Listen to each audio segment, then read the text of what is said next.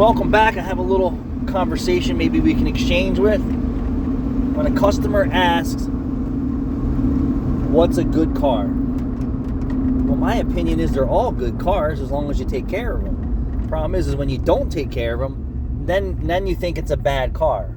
And what do I mean by that? Well, you think that you're taking care of it because the dealership has been maintaining it, and then it consumes antifreeze and burns a lot of oil. What do you think the problem is? It's your service provider. It's not really you. The service provider is making recommendations and you're not doing anything and you wonder why your car has problems. You need to look in the mirror, right? So somebody said on here, the problem isn't with Kia or Hyundai, the problem is with the people behind the wheel. And I agree with that. People behind the wheel not taking care of their car. Or they have the wrong service provider, or a combination of both. So what's a good car? I don't know. E7 F-150. This is a good car. This is a good car. It doesn't look like a good car, but this thing starts and runs every day and doesn't leave me stranded. And when I have a problem with this car, I don't go, oh, this POS, and I'm tired of putting money into it. I smile. You know why? Because I have liability insurance on it. I have no car payment on it. And it wouldn't bother me whatsoever, even if I had to put $200 a month into this truck. Not at all. I would smile all the way to the bank. Because why? I'm saving money. That goes for brand new cars. Like, oh, this car has too many problems. Well, if it's because you didn't take care of it, then you have to look at the person behind the wheel. Or is your mechanic just not telling you what's wrong with it when you come in? And if he's telling you what's wrong with it, and then you just ignore it, and you listen to your buddy, or you don't listen to anyone, and you wonder why your car has problems, it's because of you. Now, if you're looking for a car that doesn't have any problems, that does not exist. I don't care if you buy a brand new car. We have a brand new Kia with a brake light issue and an airbag issue. Brand new car with issues. And that's not the only thing that's ever going to happen to that car. Buy an old car. It's going to have issues. You're going to have issues. It's just a matter of what are you willing to compromise in your mind. It's like, well, I'm going to go buy a new car. So I'm going to choke down $1,000 a month. And I'm going to drive it for a couple of years.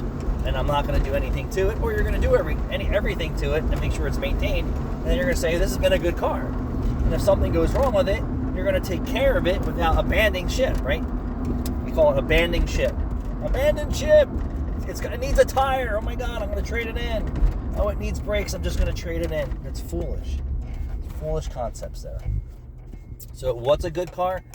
They're all good cars. You actually have to take care of them. And if you buy them second and third hand and they have problems, well, that's what was handed to you from the previous owner because he didn't take care of the car, or she didn't take care of the car, or the dealership didn't take care of the car. But there is no machinery out here that does not need repairs and maintenance. It has to have repairs and maintenance. Do you watch Gold Rush? Do you watch those guys mining with heavy equipment?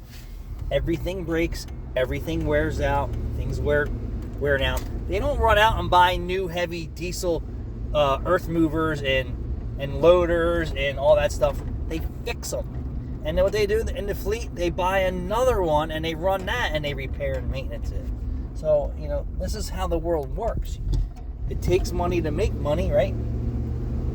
That's how it works. And they're taking their money, they're fixing their equipment, and then they get that equipment up and running, and then they're going to buy another piece of equipment, new or used, and they're going to beat the crap out of it, but they're going to fix it. Every time it breaks, they're going to stop what they're doing. They're going to have someone come out and service it, or they're going to take it in for service. And this is nothing new, right?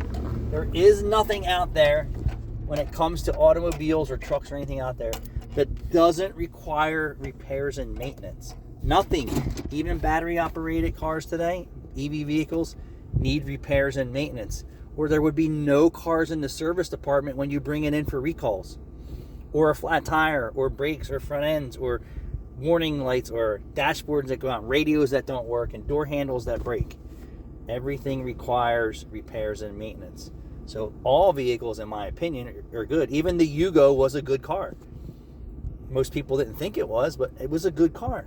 Problem is the manufacturer didn't stay around long enough, and it wasn't, America's favorite flavor, so people really didn't take too much interest in it. But it was a good car. The Ford Fiesta, 1978, great car. Volkswagen Beetle, great car.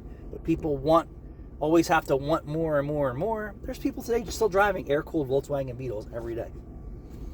And worse, right? Not the greatest looking car, but it's affordable to fix. And if it breaks, you smile and say, oh, yeah, it's worth fixing. I'm home with my 72,000 mile F-150, and it took me home, baby. Thanks for watching.